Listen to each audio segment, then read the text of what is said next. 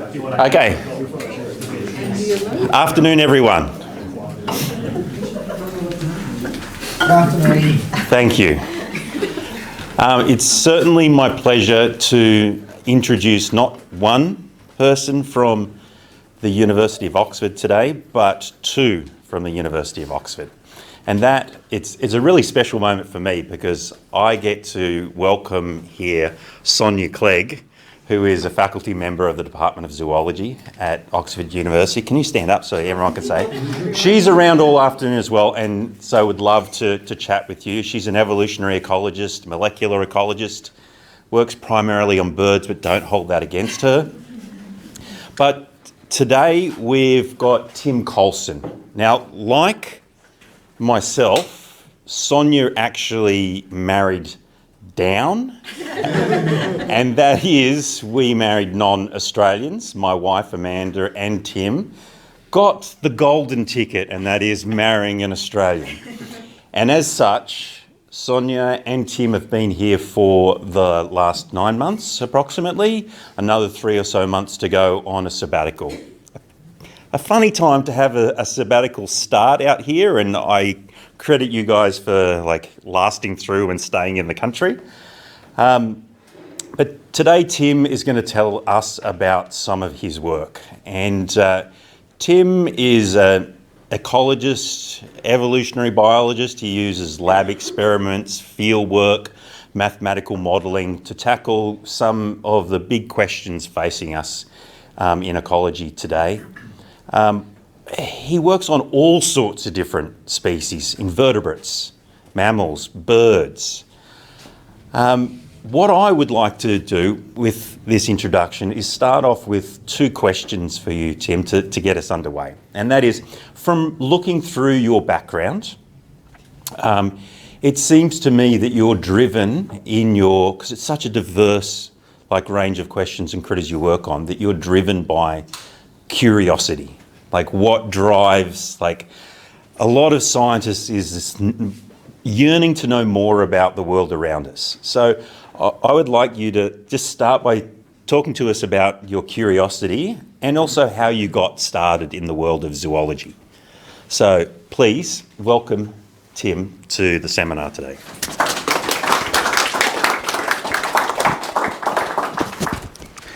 Fantastic. Thanks, Robbie, and thanks everyone for coming. And it's a real pleasure to be here. So, in answer to those two questions, how did I get to where I am?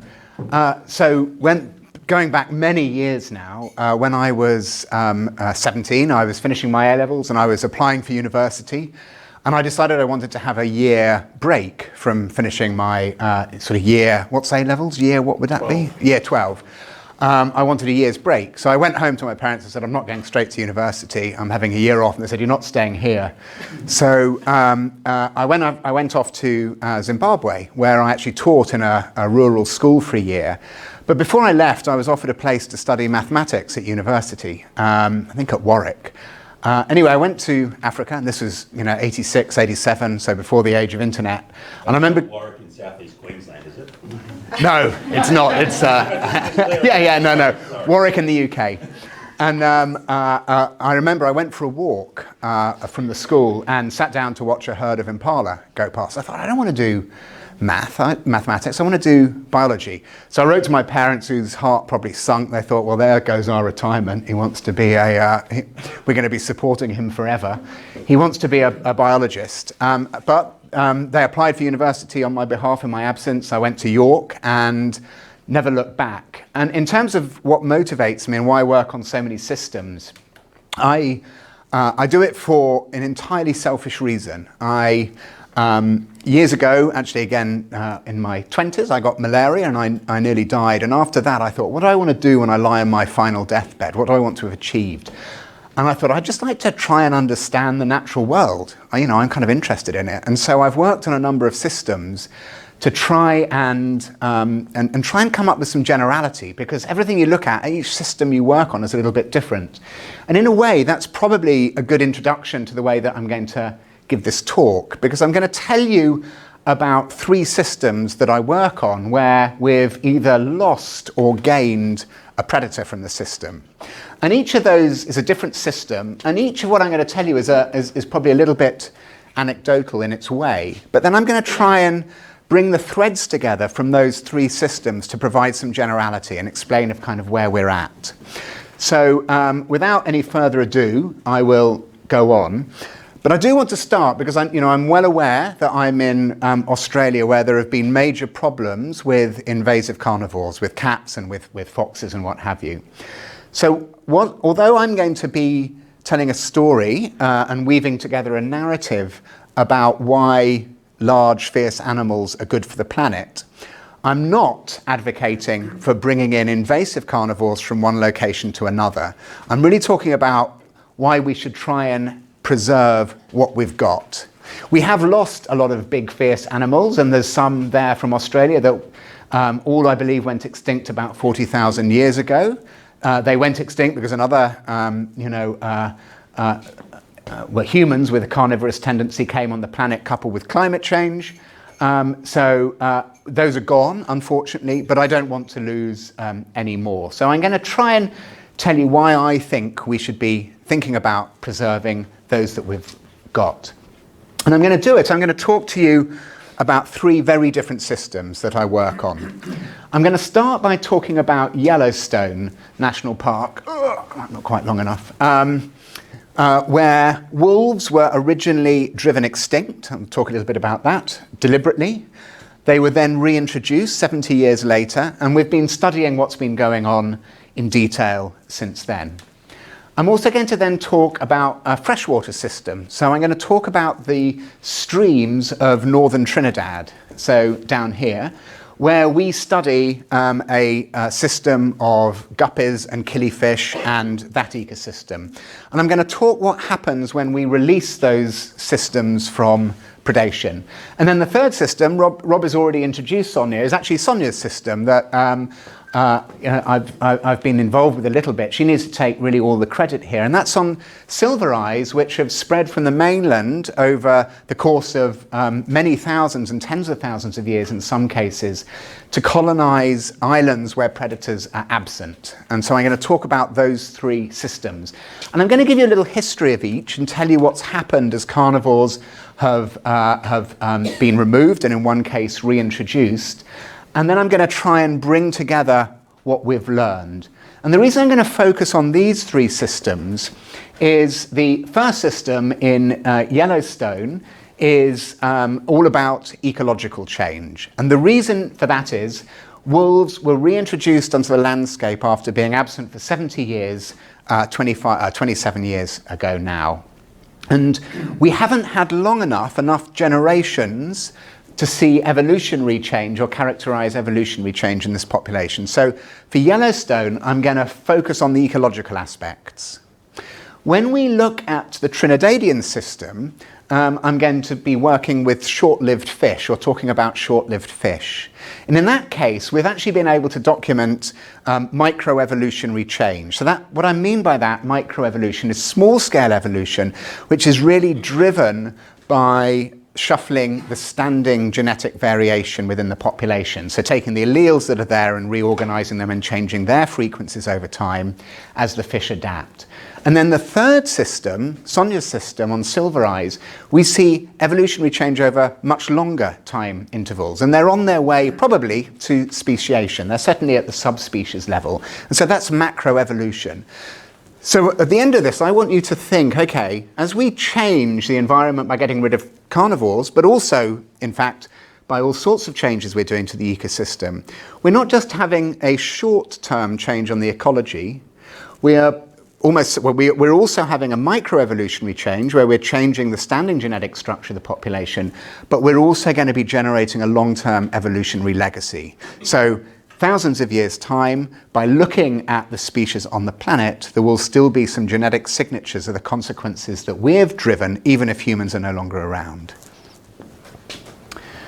So let me start with the Yellowstone story and what's going on there. So Yellowstone was designated as the world's first national park back in 1872. And even though it was a national park, at that time, carnivores were considered to be a nuisance, a vermin species. And the reason for that, the reason they were considered as such, was the people who had settled around the park were generally livestock farmers, and they didn't like the wolves or the bears or the mountain lions because they were hunting their livestock. And if you're a farmer, the last thing you want is your livestock to be killed. So there was a deliberate policy to eradicate carnivores from the park. And the last wolf was poisoned, the last wolf pack was poisoned in 1926, and they'd put out poison carcasses to try and deliberately kill them. The bear population was also significantly impacted. The grizzly bear and the black bear populations probably went extinct in the park, but not outside of the park, and so they recolonized naturally. The mountain lion population was also decimated. Following the loss of the wolves, the numbers of elk, so the dominant herbivore species, well, they became the dominant herbivore species, started to increase. And there was an active culling program up until the mid-1960s, when they were culling a large number of elk, particularly in the north of the park. And they culled those elk because they were concerned that there was a large number of the herbivores and they were impacting the forest and the vegetation structure. However, the costs of doing that became prohibitive, so in 1967 they stopped the cull. When you look in the park in the early 90s, in fact you look at the sort of tree ring growth, you can see that there is an absence of about 50 years when there was no new trees, particularly things like willow, cottonwood and aspen recruiting. And so many trees died and they weren't being replaced. And the forest floors lost the forests. The beaver populations dropped by about 90%. The fish species in the rivers changed, partly because of the change in the course of the rivers, but also partly due to an invasive trout being introduced. There were also changes in the bird communities, although these weren't systematically documented over the whole time. Evidence has been pieced together showing that. And so eventually in the mid-1990s, a pair of wolves came down from Glacier National Park and was spotted close to Yellowstone. So it looked as if Yellowstone was going to be naturally recolonized by wolves. At that point, the US government said you can reintroduce wolves to the park, and that was led by my collaborator Doug Smith. It was a very cynical political decision because the wolf was classified as an experimental animal, which meant they would be able to go and shoot them subsequently. And they only made this decision when it looked like wolves were going to recolonize naturally. The wolf has been back on the landscape. The original target was 300 wolves, and the management plan was 300 wolves in the states of Idaho, Montana, and Wyoming. The population peaked at about 2,000 wolves in those three states a few years ago. They are now actively being culled very heavily. It's probable that the states of Wyoming and Montana are going to have wolf management taken out of their hands because of the culling. We've actually lost 25% of our collared wolves this year through people baiting outside of the park, the wolves leaving to go and get the food and being shot. So it's quite a difficult situation to work in at the moment, coupled with the massive floods they're having at the moment, but that might be a positive for the wolves, we'll know. So the wolves were, and other predators were eradicated, were off the landscape for about 70 years. And since they were reintroduced, we've been studying them. And the story about Yellowstone wolves is actually quite well known. It has been exaggerated, but the story is that you've got this amazingly pristine landscape when wolves were brought back whilst it was fairly degraded. There's quite a lot of truth to that, but people have argued, it takes a lot longer than just 20 years to regrow an old stand forest. So although things are moving back in some areas of the park to where they were before, things are not back to where they were before the wolves were removed. And we suspect they will never quite get there. We suspect it will go to a different end point, partly because there's some new diseases on the landscape, canine distemper virus influencing the wolves and other carnivores, things like chronic wasting disease entering in the deer, brucellosis in the buffalo. These are things that have come across from livestock. But the park is improving. And this is a paper that I wasn't involved with, but a nice paper that came out several years ago that documents the changes. And we've been following up and modelling some of these, and I'll talk a little bit about some of that later. So these are the trends that we've seen since wolves have come back, particularly on the northern part of the park. And I think the key thing is a reduction in elk. So elk numbers have gone down about 2/3 since the wolves were reintroduced. There is discussion amongst some biologists about the role of wolves in that. Some people are arguing that a big drought played a role there. Others are arguing that human management has contributed to that. The research that we have done strongly suggests that wolves, through demographic modelling, that wolves are the primary driver of the decline in elk. What we do know is that as elk have declined, in some parts of the park, we've seen returns of willow, we've seen returns of cottonwood, and we've seen aspen coming back. It's not universal across the park. There are some areas where elk numbers are still high, where the wolves find it very difficult to hunt them, and so they congregate there deliberately. They're not daft, these animals. The other thing that's happened, which is really interesting, is the bison numbers have gone up significantly. And so the bison numbers have gone up. It turns out that when elk are very abundant on the landscape, they're able to outcompete the bison, and they push the bison down to a low level. So elk are browsers and grazers, and they can crop the grass to a lower level than the bison. And so when there's lots and lots of elk, the bison don't do well. However, you put wolves on the environment, and elk are the dominant prey of the wolves. And so as they've driven the elk numbers down, there's been more grazing for the bison, and the bison come up.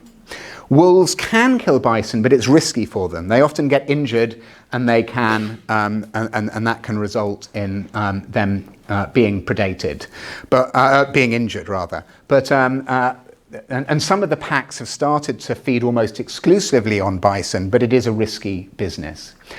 Beaver numbers have gone up significantly, but there was a reintroduction. But they're coming back up in areas where there are aspen and willow, and so the dams are starting to be rebuilt. But these changes have continued since this paper came out. The elk numbers have now plateaued. You see them plateauing there. The bison are going up. The bison are being culled every year when they come out of the park to keep their numbers down, because people are concerned that they have brucellosis, they'll spread to the cattle. They actually caught the brucellosis from the cattle initially, and it's circulating within their population. But what I think we can take home from this is that the reintroduction of wolves has had an impact on the park. There are other factors at play. I'm not denying that. There was a drought for a long time. There was a fire in central Yellowstone that destroyed a lot of it. But the modelling that we have done, and I'll talk a little bit about some modelling later, suggests that wolves have had a pretty significant ecological effect. Similarly, if you look at places like Guelph National Park and other places where wolves have recolonized naturally, you see these types of patterns. So there is some repeatability. Obviously, we only have one Yellowstone, so we can't do the experiment of one where wolves come back, one where wolves don't, and everything else is the same. But everything's pointing to the fact that wolves have had a major ecological impact on this population. So that's the first sort of story I'm going to tell you. And as you can tell, we haven't been able to do experiments there. We've only got the one Yellowstone, so it's a little bit anecdotal. We can't use all of the tools of the scientific method to piece together what's going on. But now let's move to Trinidad. And Trinidad is an interesting system because in the north of Trinidad, so here's Trinidad off the north coast of South America, and there's a set of streams on the north coast, and they flow down from the mountains, so the yellow areas of the mountains, and you can see these valleys coming down from the mountains. And streams form at the top of those mountains, and then they flow down. And at the higher elevation reaches of each stream, so if we were to follow, say, one of the streams down on the Guanapo, right at the top, on either side of the range, you get quite simple communities where you just have one type of fish, and that's called Hart's killifish. And it's a fish that can grow to about that size. And they're interesting fish because they can actually survive out of water. So they can jump out of water and they can move between streams when it's wet on the ground. So they can actually absorb air through their skin and breathe through their skin that way. As you come further down the stream, so if you come down a little bit further to the next point, you find in some of those streams you end up with two species of fish. You get killifish and you get guppies. And guppies are a tiny little fish about this long.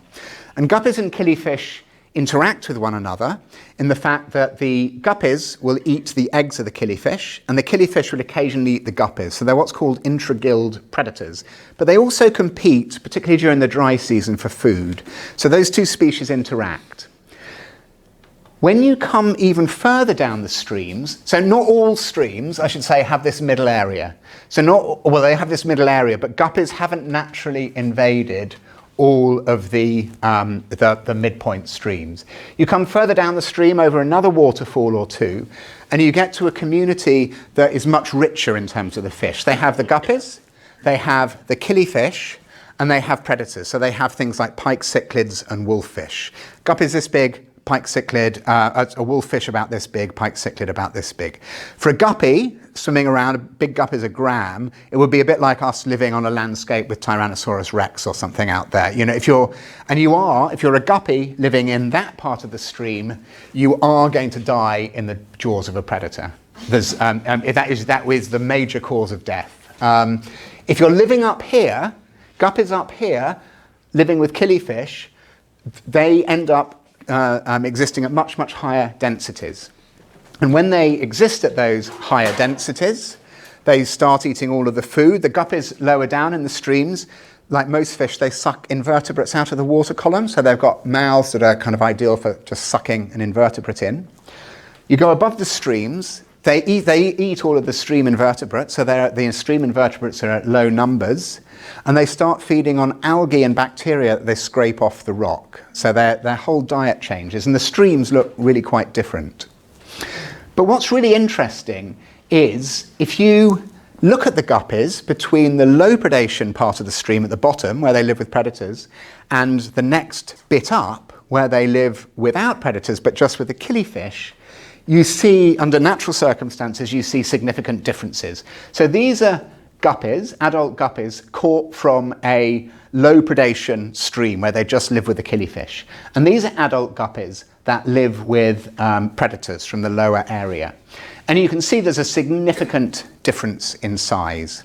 There's also a difference in their mouth shape. So as you can know, as you're now scraping algae and bacteria off rocks, their mouth shape changes, so they're better at scraping and they're less effective at sucking invertebrates out of the water column. The coloration pattern on males changes. They become much brighter and you get stronger sexual selection within the male component of the population.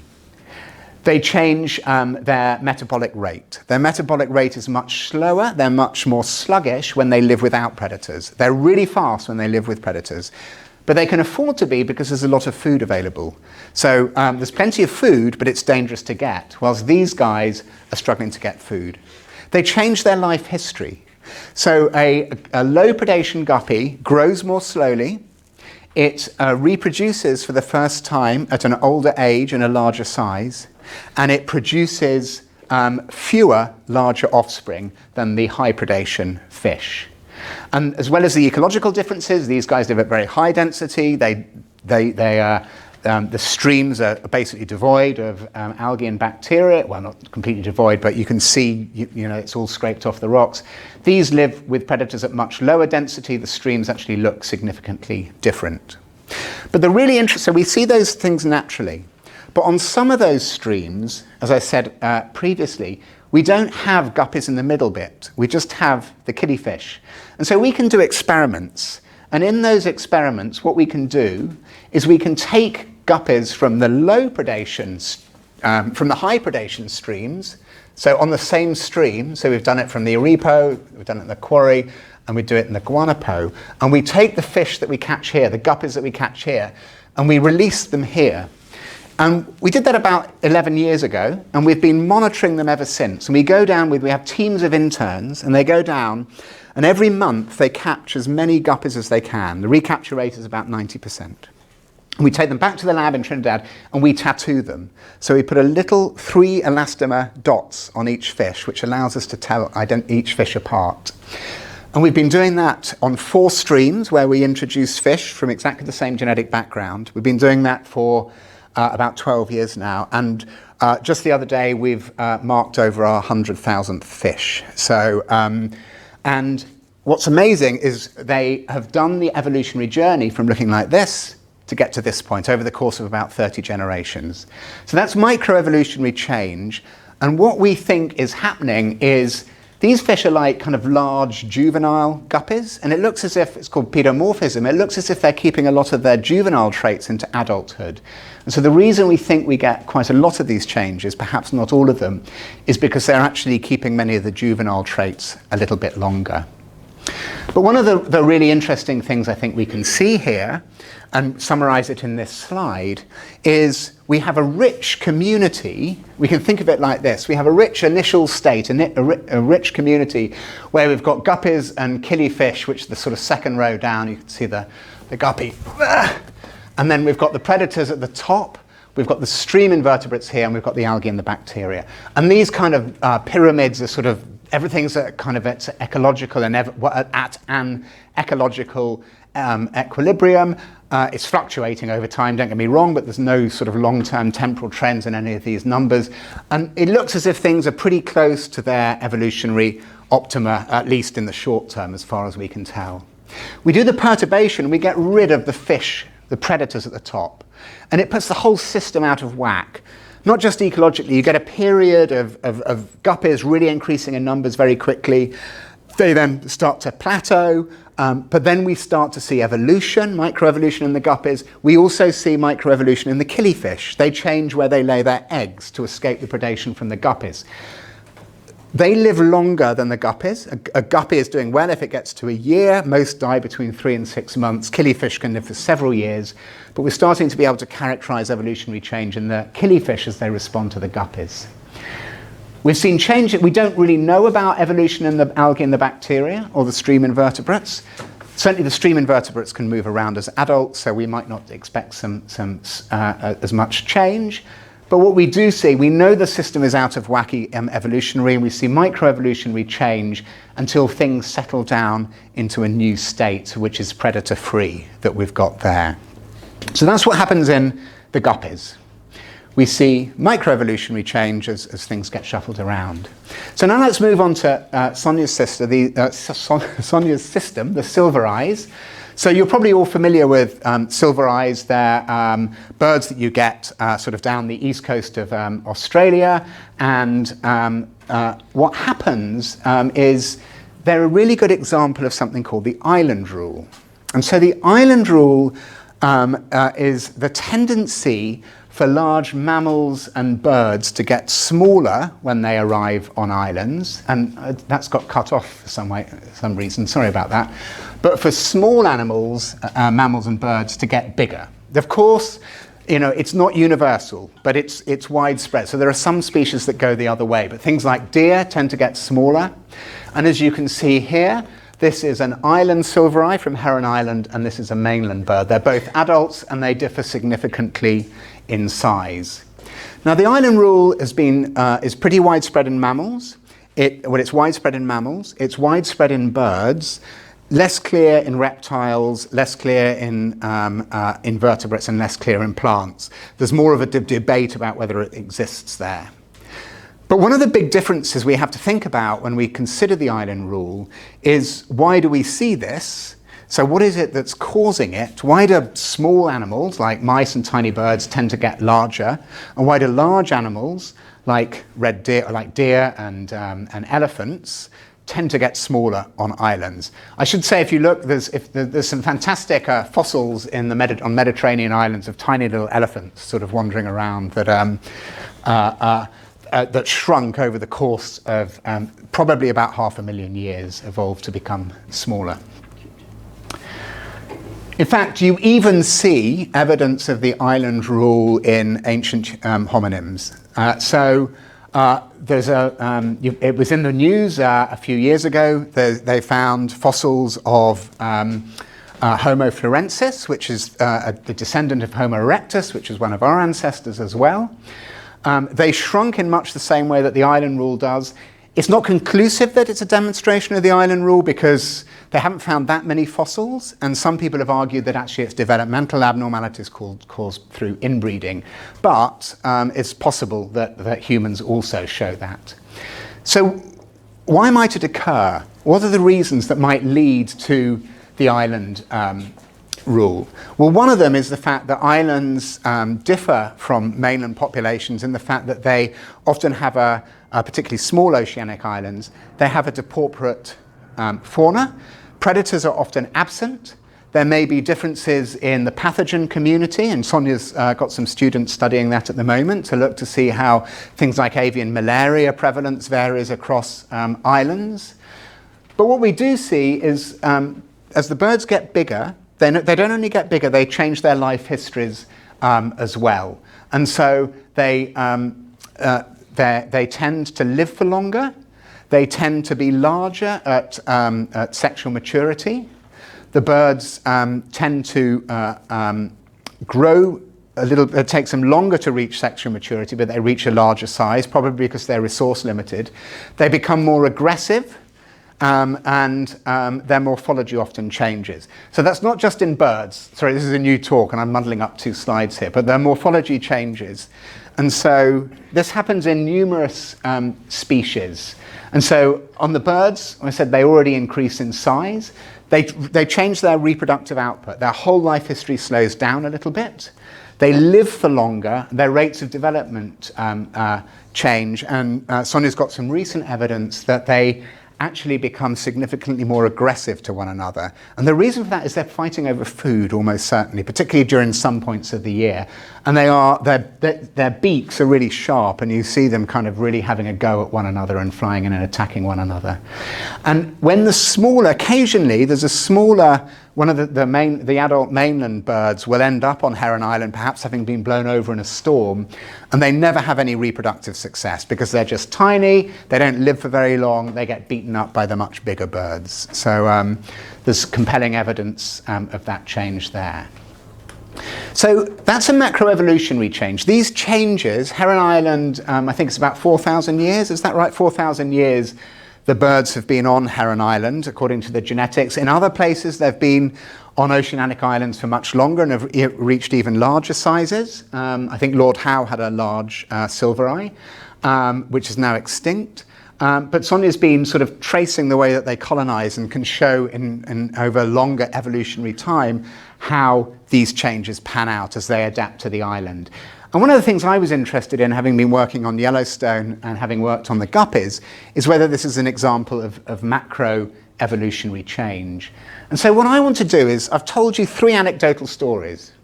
And so I want to try and bring those threads together now to see whether we can make any sense of them. Is it plausible, what I'm arguing, that the loss of predators generates these ecological changes that we see, first of all, in Yellowstone, but also in the freshwater streams of Trinidad? Does that lead to microevolutionary change, the shuffling of the genes that are already in the population? And over longer time periods, can it lead to subspeciation and eventual speciation? So I want to think about these changes over these time frames. That's the kind of aim of what I'm attempting to do. So why might it happen? So this slide's got quite a lot on it. I'm going to talk you through. Have I got another 10 minutes or so, Robbie? Is that? Easy. Okay. So I'm going to talk you through what's going on in this complicated diagram on the left, because this is how sort of ecology and evolution. We've got an evolutionary change at the top, and we've got an ecological change at the bottom. How it plays out, and how biotic species interactions and how climate change might influence these things. So what I've done is I've sort of, in the black boxes with the white text, you can see where we've got alleles, genotypes, phenotypes, and population. At the level of the population and below, those are the key levels of biological organization. We're going to think about populations interacting to become communities in a little bit. And so within any population, we've got a distribution of alleles. At each locus, you both have got 2 alleles, and we can put together a distribution of those. Those alleles combine within individuals to form genotypes. We've each got a genotype at a locus, and we can plot that distribution of genotypes. Those genotypes determine our phenotypic traits, so things like our behavior, our body size, our ability to fight diseases, hair color, eye color, all of those sorts of things are determined by the genotypes. And then the distribution of phenotypes is what's going on at the population level. So if you were to plot everyone's phenotype and say a distribution, like a histogram, the area under that histogram is the population size. And then, of course, each of the maps, as we go from alleles to genotype, as we go from genotype to phenotype, and then from phenotype to the population, is influenced by various processes. And those processes we have in purple. So alleles form genotypes as a consequence of mate choice. So patterns of mate choice within a system, who mates with whom and how do they choose one another. We go from the genotype, so your genome is really a self-assembly manual for your body. And so the map from genotype to phenotype, that's a domain of developmental biology. And so the developmental biology, all that horrible complexity as we go from genes to build a human body is caught in the developmental box there. The phenotype to the population is determined by who lives, who dies, who disperses, and that, of course, that determines the life history of the organism. So we go from the phenotype to the population through this bit here. And the phenotype depends on how many resources you're going to get. Those resources might be food, they might be water, they might be shelter, somewhere to mate, finding a mate, etc. So there's some complexity there. And of course, who lives and who dies determines the strength of selection. So the evolutionary change. It depends, who lives and who dies might change the distribution of phenotypes within the population. And as the distribution of phenotypes change, so does the distribution of genotypes and the distribution of alleles. And as you go from genotypes to alleles, that's when recombination mutation can come in. And of course, the external environment can influence all of these things. And that's what these boxes are here. So we've got populations of other species that determine the biotic environment. That could be whether you have a predator on the environment or not. We also have abiotic things. So that's things like the weather, but also mineral availability and what have you in soils. And so each of these processes, the survival, the development, mate choice, even recombination and mutation, can be determined by the biotic environment and the abiotic environment. And of course, what humans are doing over the longer term, it's actually happening quite quickly, is changes in the biotic environment can influence changes in the abiotic environment. And of course, that's happened multiple times in the history of life. Just think of cyanobacteria pumping out all the oxygen years ago, changing the atmosphere to become oxygenated. And so that's all of biology, obviously it's not, but it's kind of one way of organizing biology in a slide. And I've kind of found it a useful way to think about these things. And what I did is I started with this diagram and I said, how can we actually build each of these things into a framework that allows us to predict ecological and evolutionary change simultaneously, and then use that framework in order to understand what the consequences are over a set of different time frames of getting rid of predators. I could talk about climate change, but you've had so many talks about climate change, I thought you'd like to hear about predators for a change. And so the framework I use is something called integral projection modeling. And I'm only going to give you a very brief outline of it. I'm not going to dive into the maths, but if anyone wants to sit down afterwards and go through it, I'm more than happy to do that. But when I give a mathematical talk, I often find that the audience disappears quite quickly.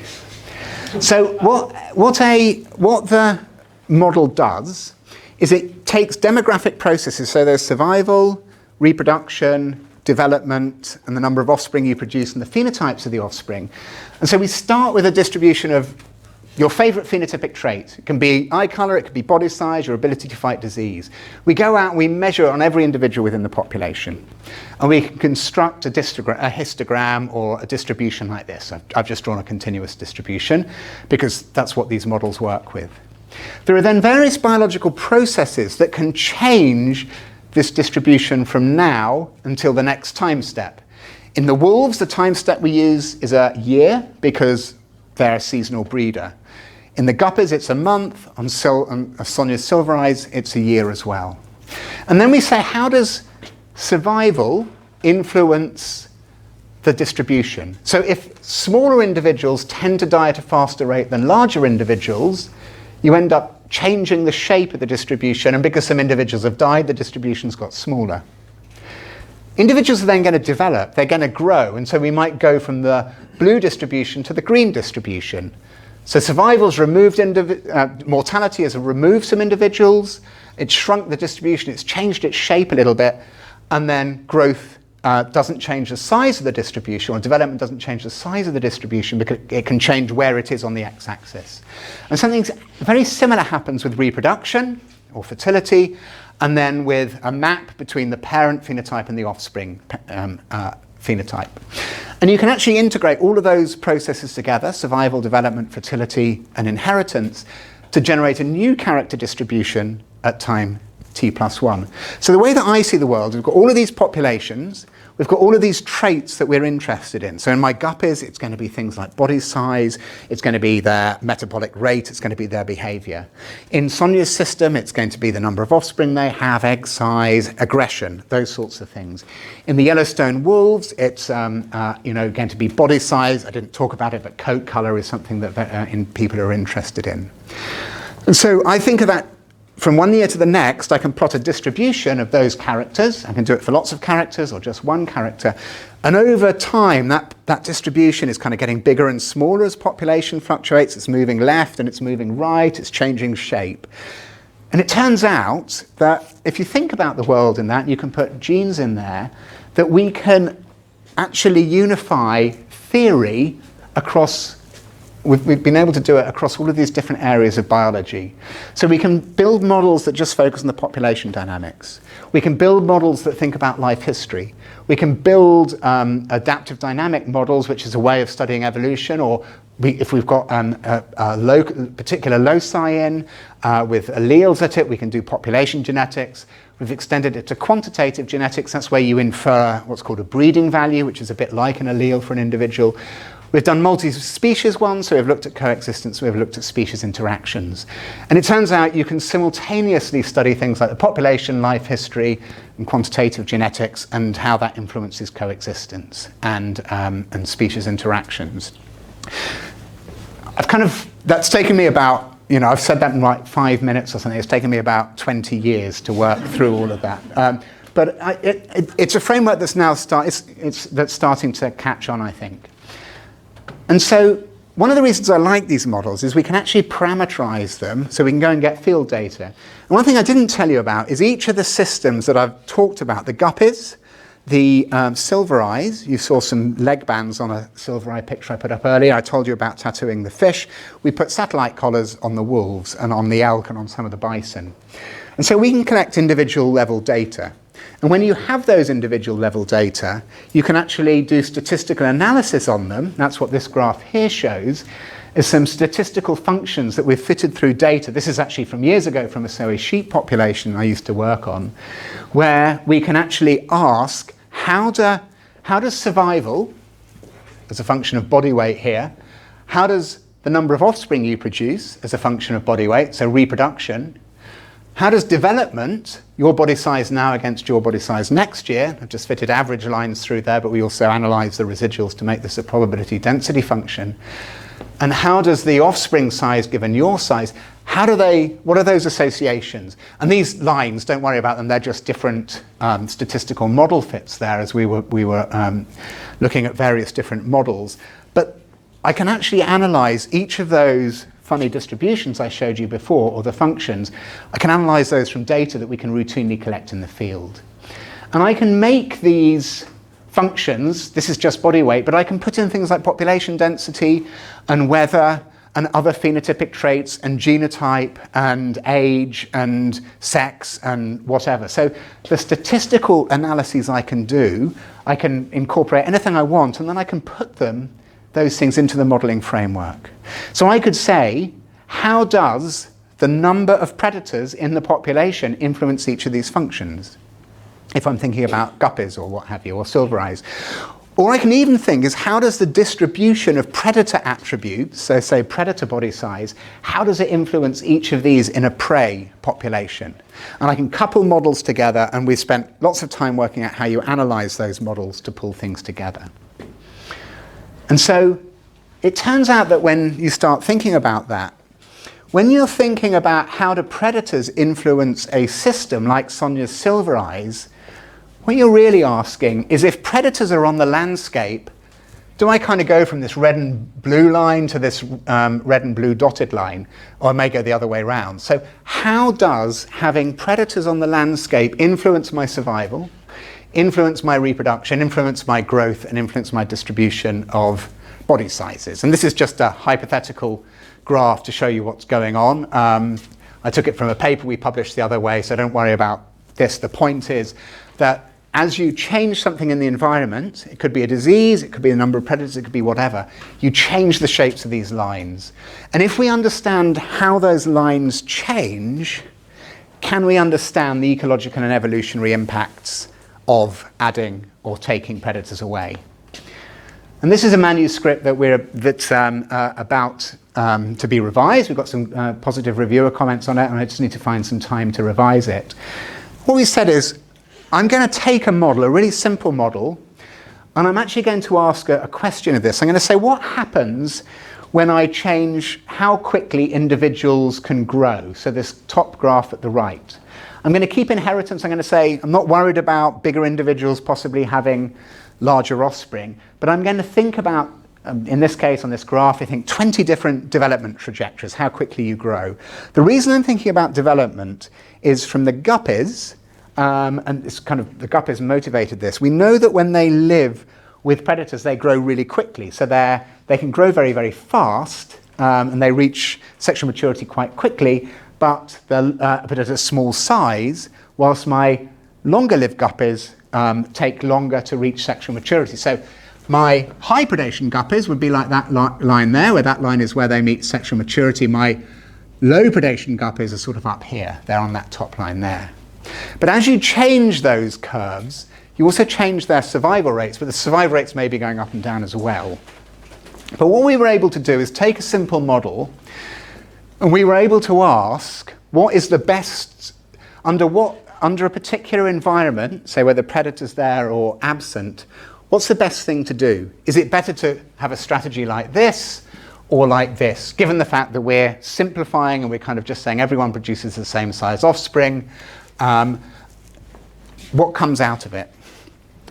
And we were able, after quite a lot of head scratching, we were able to get to a conclusion where what we found is evidence of what's called disruptive selection. So under some circumstances, and I'll come up to what these circumstances are in a sec, we found that size at sexual maturity, which is a nice way of correlating how big you're going to get, how long you're going to grow for, under some circumstances you get selection for small, fast-lived things.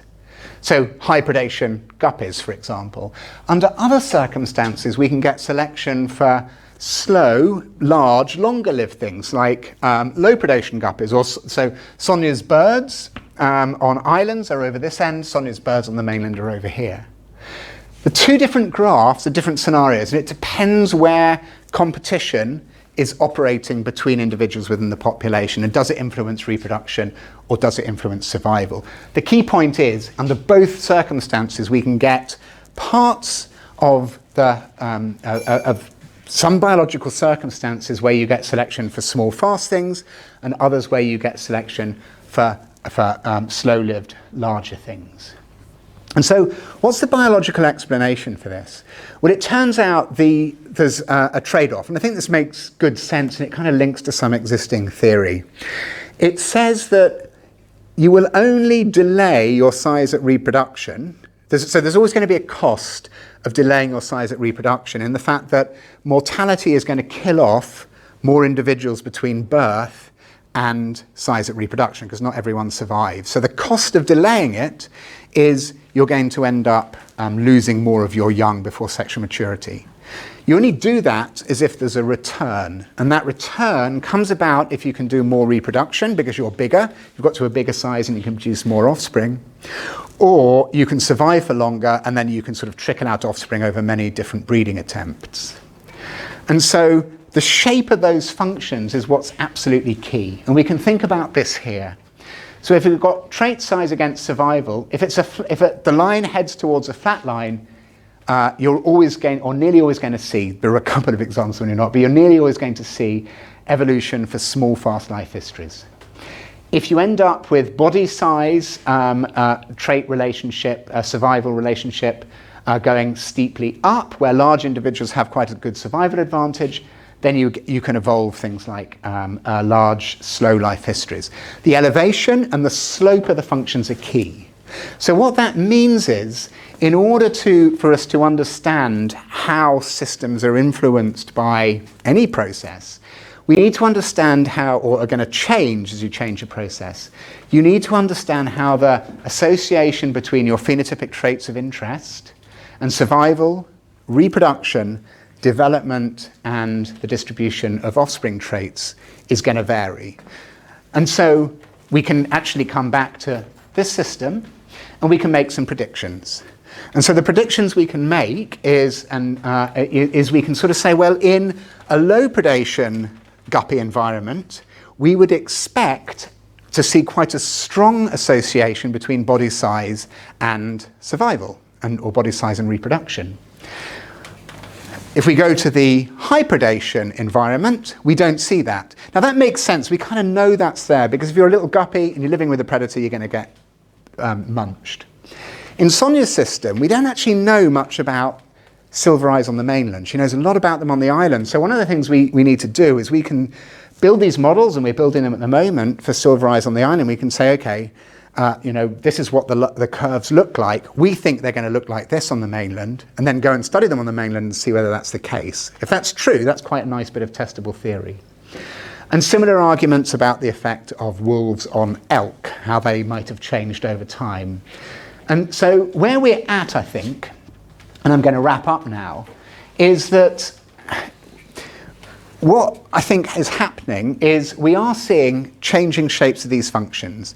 And when we can build these models together for interacting species and how they interact one another, we actually find that we're starting to find that having predators on the island or not is influencing the shapes of these functions. And we can actually extend it a little bit, and we can think about what limits the population. So it actually all comes down to cause of death at different body sizes or different trait distributions, and whether you're food limited or whether you're resource limited. And one of the things that very often happens is you remove apex predators, they limit keystone prey species like the elk in Yellowstone. You remove them, the elk becomes the keystone species, and as it becomes the keystone species, it can have significant impacts on the environment. And so we're at the moment, this is kind of stuff that we're working through and trying to formalize a little bit more at the moment, but we're now thinking about the role of predators in terms of how they limit populations. And I use the phrase keystone species there. That's fallen out of favor, but I actually think it's a really useful phrase, because I think it's all about what's maintaining whether you're a top-down or a bottom-up ecosystem. And of course, to prove that's going to work, we need another system where we think that things might be a little bit different, where predators are on the landscape and are not exerting a top-down effect. And one of the systems I've just started thinking about and collaborating on a little bit is the Serengeti. This is really interesting because the wildebeest and the zebra show a seasonal circular migration. And that migration, they're following the food. And even though there's a lot of predators on this environment, the predators are unable, because they build dens for their young, they're unable to follow the wildebeest and the zebra.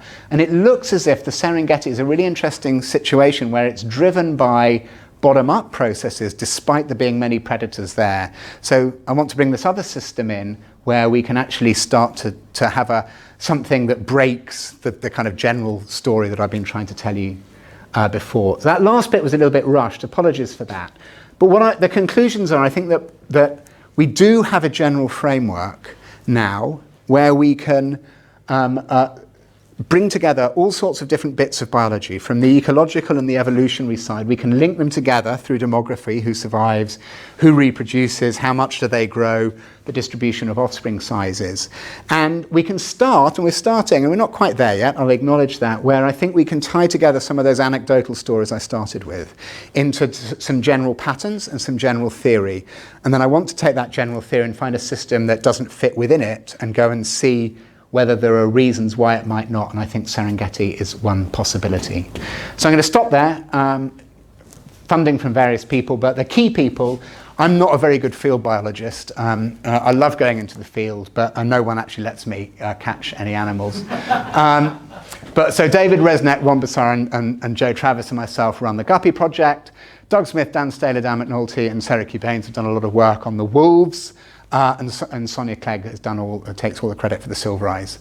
Thank you very much. I'd be happy to take any questions if anyone's still awake.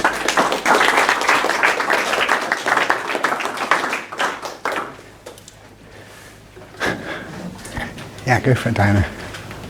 Yeah, go for it. So you sort of left mesopredators out of the Yellowstone story. Have you got anything to say about them? There's been a bit of controversy about how to interpret that.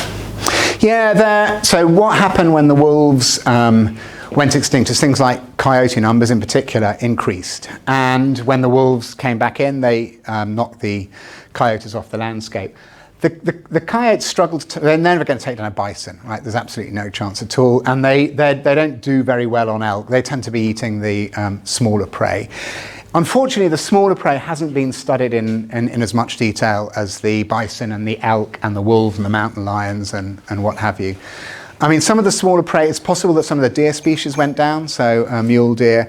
A coyote is not going to get a pronghorn antelope, so they were probably feeding on some of the squirrels, on some of the smaller animals that are out there. They would have done a lot of scavenging, of course, because when wolves are not predating things, they would have when wolves are not present and bears were at lower numbers, there'd have been less scavenging, so the coyotes would have done very well out of that, there's no doubt about that. Disease is almost certainly an issue. We know that canine distemper virus circulates in the carnivore population. We know that wolves get it, coyotes get it, skunks get it, most of the foxes get it, most of the small mesocarnivores, and they may maintain it within the population. So I'm not saying mesopredators are unimportant there, but they certainly have had nowhere near the impact that wolves and possibly mountain lion, we're starting to get some good data on mountain lion there, have. Bears... Do wolves affect the coyotes? Yeah, coyotes will try and come up and take a deer kill and they get killed. So we don't know for sure, but we suspect that wolves are probably now the dominant cause of death in coyotes. The other thing that's a bit of an unknown there are bears. So grizzly bears have come back, and the grizzly bears, they're doing really well, partly because they get up in the middle of winter and will go and scavenge a wolf kill. They couldn't have done that when wolves weren't on the landscape. The other thing that bears do, and they may have contributed quite a lot to the decline in elk numbers, is the bears, you see them when the elk have had their young, and the elk hide the young in the ground, and you see the bears wandering along, like munching them like packets of crisps. And they must be having a pretty major impact on the elk population, we think. So, yeah. Any other questions? So if you took a guppy, fingerling, and split them over, so with the small from the high predation area, would it grow to the same size as a normal one and vice versa? So it's really interesting. When we take them from a high predation environment, put them in a low predation environment, we leave them there for about 20, 30 generations, they do the evolution. So the obvious question is, can you do it the other way? When we go and take a low predation guppy that's adapted to live without predators and we put them into a high predation environment, they get eaten. We cannot get the population to re-establish. So evolution has taken them off a cliff edge that they're not going to be able to get back to unless we get some really crap predators and train them up slowly.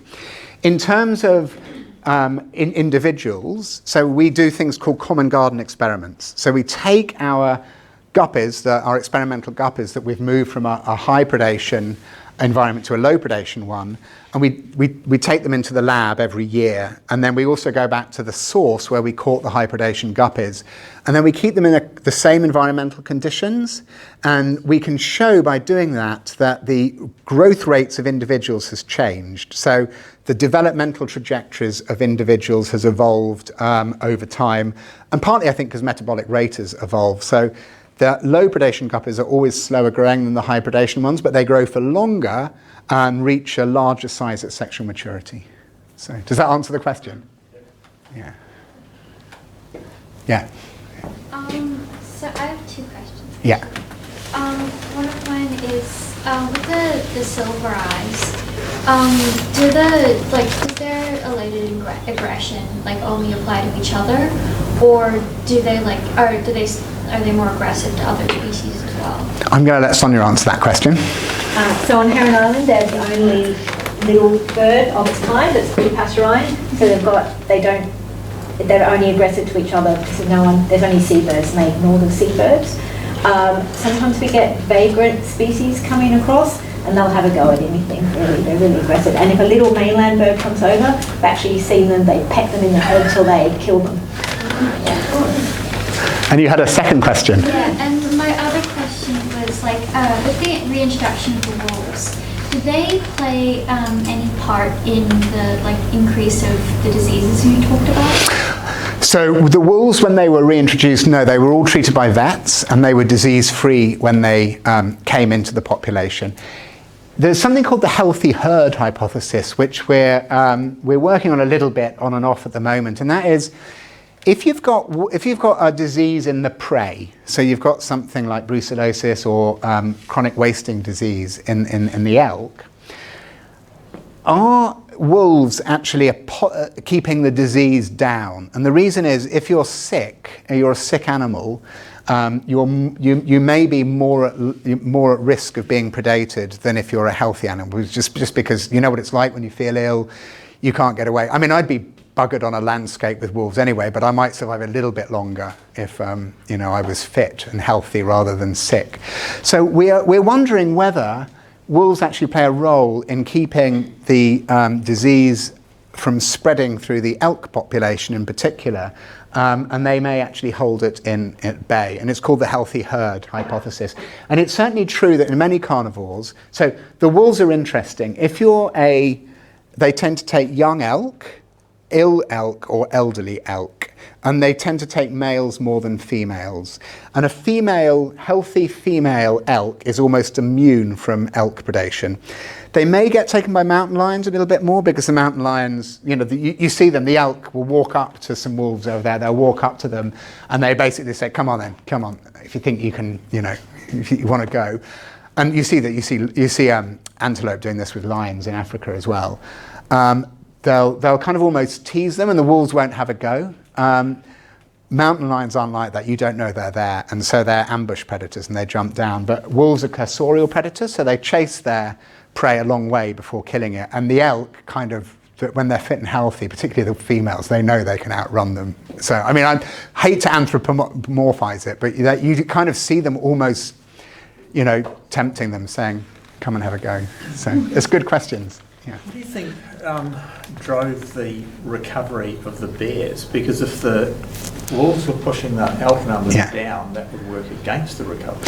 So what we think is happening, grizzly bears, so black bears hibernate right the way through, and they always have. Grizzly bears actually get up every few weeks and will have a wander around to look for food. And a bear, I mean, they're awesome animals, these bears. They come up and you'll see them walk up to a pack of wolves, 10 wolves, and they'll steal a freshly killed carcass from them. And so what we think is that having the wolves on the environment has to help the bears, because the bears are able to actually get a source of nutrition that they couldn't get when they were absent. So that means that they're raising more pups and having a higher survival rate. That's a hypothesis rather than having been proved. There's quite a lot of data from bears in Yellowstone, but there's also a lot of politics around working with different organisms. So trying to get there's jealousies and whatever. So trying to get people to work together sometimes becomes quite a challenge. And we haven't really got very far with the bear people, unfortunately. I have Robbie. a very cynical question for you. Good. From your examples of what you've been working on, how you ended up, and what you're suggesting you go to next, it just seems like a mathematician's attempt to get around to the most beautiful places in the world and to find collaborators to work with. Guilty as charged. Yeah. In reality, I'll tell you what happened. I used to work on populations of individually marked wild sheep, sow sheep, and red deer off the west coast of Scotland. So I spent a lot of time in the rain and the wet and the cold. And and I thought I wanted to work on new systems. And the wolf people wrote to me and said, "Would you come and work?" So I went out to see Yellowstone, and they looked after us really well. And I thought, shit, I'm going to have to do the modelling. And we did, and have collaborated ever since. I got an email from David Resnick, and he said, would you come and work on the Guppy project? And I said, I'm a bit busy, get back to me in a year's time. He got back to me a year to the day and said, so I thought, I better go and look at this system, and I was blown away, it's fantastic. And then, I liked the look of the Silver Eye system, I thought it was wonderful, so I asked Sonia to marry me. I wonder if you can speculate, or can you pass out the importance of direct predation in something like Yellowstone versus the predator getting inside the head of the elk? So there's kind of the direct effect is who you kill, and the second effect is the landscape of fear is really what you're talking about there. And the landscape of fear is animals are not going into particular areas because they know there's a risk of mortality there. They've seen their friend get eaten or whatever. When wolves were colonising Yellowstone, there was some pretty compelling evidence for the landscape of fear. The thing is, wolves are now everywhere in Yellowstone, and if there is a landscape, we did an analysis recently, came out in Journal of Animal Ecology a few years ago, where we can't find any evidence of the landscape of fear anymore. So that was with collars on elk and wolves. It may be the fact that we were only recording them every hour, and so the interactions between the wolves and the elk were at the wrong time scale.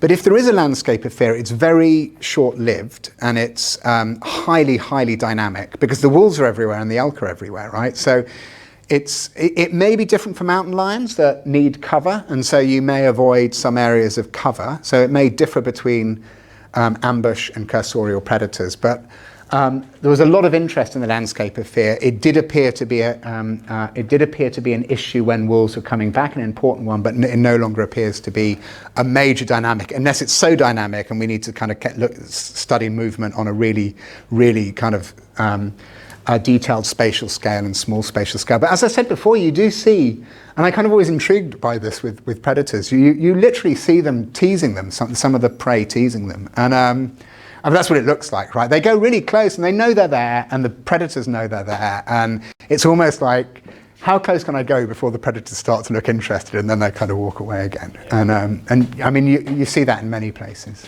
particularly for cursorial predators. The sort of temporal landscape of fear almost more important than the spatial landscape of fear? Yeah, but I think in order to characterise that temporal landscape, so of course night and day, I mean I think that's going to be important. On a smaller scale, I think it's so dynamic because things are moving around, right, that you may be right that there is a temporal component, but one day it may be over here, another day it may be over here, because some of these wolves can travel such a vast distance, a pack of wolves, that you kind of need to know where they are and when they are, and predicting where they're going to be after the denning period is pretty hard.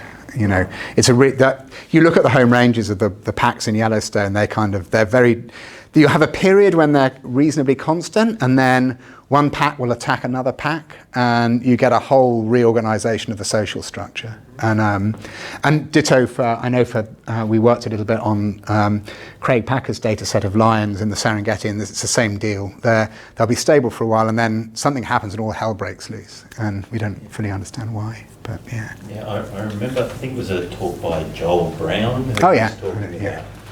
he wanted to study snow leopards once in Nepal. Wouldn't we all? Couldn't see him. And then finally settled on studying the sheep, because by studying the sheep, he could tell whether there was a snow leopard in that valley or not. Oh, interesting. Presumably that was because they're such low density. That may be, yeah. I don't really know very much about snow leopards, but it sounds like a nice place to go and work. Yeah. At the start you mentioned effectively re-persecution of wolves in several states.